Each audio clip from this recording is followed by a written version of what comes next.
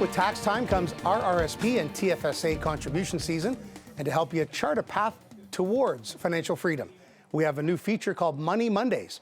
Free expert advice from cooperators. I'm here with episode 2, How to Enjoy Life Now While Still Saving for Later, is financial advisor and mutual fund investment specialist with cooperators, Jessie Mann. Good morning, Jessie.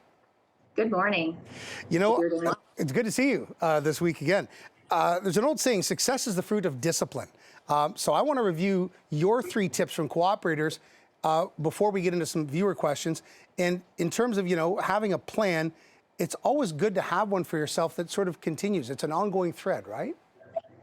Absolutely. So it's really important to have an ongoing plan for yourself. By working with an advisor, having a financial plan in place with clear goals and rewards. So that helps you know where you're at and where you need to get. So this next tip from yourself and the folks at Cooperators, creating micro goals that will end up building up to macro goals. Explain, please. So it's important to start off your goals that are micro. So if you start saving weekly, monthly, it all adds up. And it all adds up with the power of compounding interest. Ultimately, you don't realize you're saving along the way and it becomes a habit. And ultimately that adds to your retirement goal. Yeah, that's an excellent point because, you can save, like $25 a week, even less really. And that, that builds up. You just got to start now. It builds up, yes. You just have to start, correct, yes. And your third tip is, I like this, set it and forget it. How does automation fold into this? Automation is key to saving success. You don't notice when you have your income, contribute a portion of your income towards your savings goal. And over time, it will add up and it won't affect your lifestyle.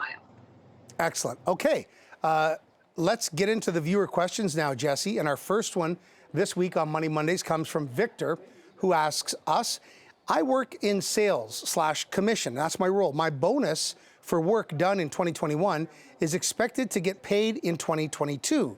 So does this count towards my 2022 contribution room or 2023 contribution room?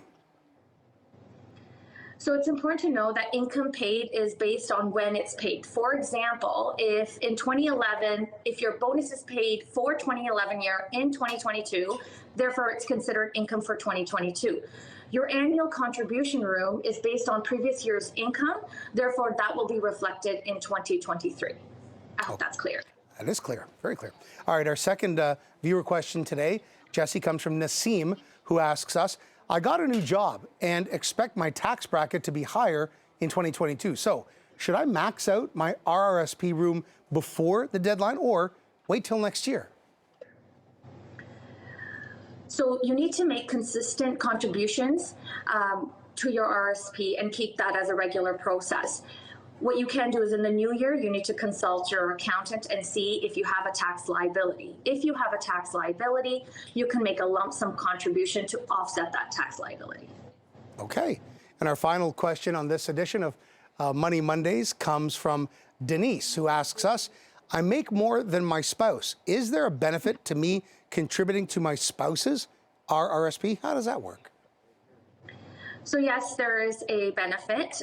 You get to take advantage of the lower marginal tax rate at retirement. However, this is all dependent on where you are in your retirement goal, how much you have saved, what your plan is. So it's really important to consult your financial advisor because it's a plan that constantly evolves, changes. You have to make sure you're on track. And if you're not, then you need to adjust things. So this is a constant changing, moving vehicle. Right. And I guess ultimately, Jessie, really it's about risk reward, right? And that's where you help your clients sort of understand where they sit. Correct, yes. Yeah. All right, Jessie Mann from Cooperators, thank you so much. Excellent stuff, and I look forward to next week's edition.